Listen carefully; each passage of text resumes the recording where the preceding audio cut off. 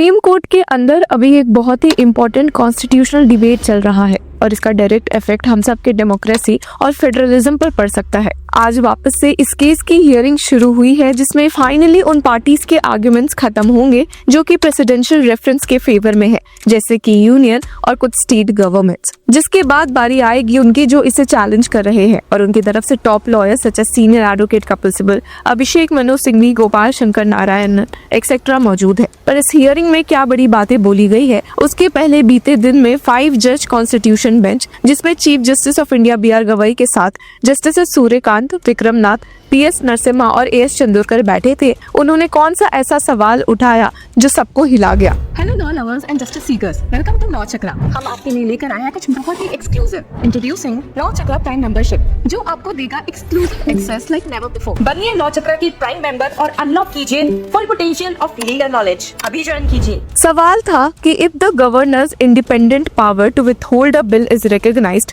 Then a money bill can also be straight away with it. Can the governor stop a money bill? अब आप सोचिए जरा, अगर governor money bill को भी रोक दे, मतलब बजट, टैक्सेशन या स्टेट के फाइनेंशियल मैटर्स डायरेक्टली होल्ड पर चले गए, तो क्या ऐसा होना चाहिए? इशू ये है कि आर्टिकल 200 गवर्नर को कुछ ऑप्शंस देता है। जब स्टेट असेंबली से कोई बिल आता है, गवर्नर या तो असेंट दे सकता है या प्रेसिडेंट के पास भेज सकता है या फिर वापस असेंबली को रिकंसिडरेशन के लिए भेज सकता है, accept in a case of money bill. लेकिन सेंटर का एक अलग स्टैंड है। उनका कहना है कि आर्टिकल 200 सबसेक्शन 1 के हिसाब से अगर गवर्नर बिल को विथहोल्ड करता है तो इसका मतलब है कि बिल लैप्स हो गया और वापस भेजने का कोई ऑप्शन कॉन्स्टिट्यूशन में लिखा नहीं है। अब बेंच ने इसको काफी शार्पली पॉइंट आउट किया। जस्टिस नरसिम्हा ने कहा कि thereby the power of withholding stands on its own and the governor can withhold the bill. Even a money bill he can withhold. The question of proviso would not apply. मतलब अगर governor independent power से bill रोक सकता है तो उसमें money bill भी आ जाएगा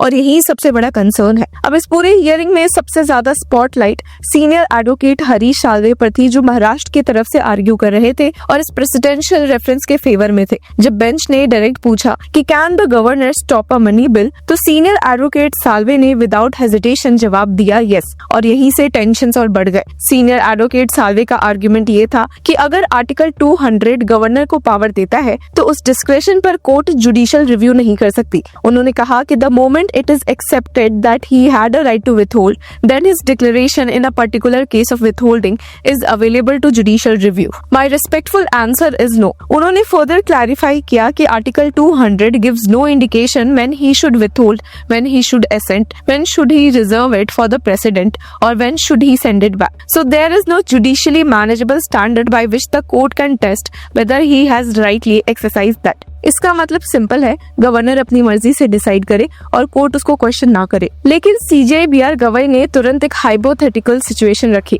उन्होंने पूछा कि if the governor sits on bills from 2020 to 2025, should the court sit powerless? ये सवाल मध्य प्रदेश के बिहाफ में आर्ग्यू कर रहे सीनियर एडवोकेट नीरज किशन कौल को दिया गया और उनका जवाब था कि if there is egregious conduct on the part of the governor, then the parliament is the best placed to take care of it, and it has been said in the apex court's judgments. मतलब court नहीं, parliament ही उसको handle करे। लेकिन फिर सवाल यही है कि अगर गवर्नर और सेंटर एक ही पेज पे हो और स्टेट की इलेक्टेड असेंबली का विल सिस्टमैटिकली ब्लॉक हो, तो उस टाइम पर स्टेट के पास रेमेडी क्या बचेगी? सीनियर एडवोकेट साल्वे ने एक और बड़ा पॉइंट उठाया। उन्होंने कहा कि अगर governor with holding power use करता है तो उससे एक तरह का वीटो समझा जा सकता है। और फिर उन्होंने कहा कि the obvious reason for not doing so was whether the governor withholds the assent, and in the opinion of the governor the bill should not be allowed to become law. Needless to add, this is a far-reaching power, and if it is likened to a veto, it only means that the founding fathers wanted to reserve a veto. अब सोचिए, अगर governor को veto power मिला हुआ है तो elected governments के legislative powers कितने वल्नरेबल हो जाते हैं। सीनियर एडवोकेट साल्वे ने रिपीटेडली स्ट्रेस किया कि कोर्ट्स इस मैटर में इंटरवेन नहीं कर सकते।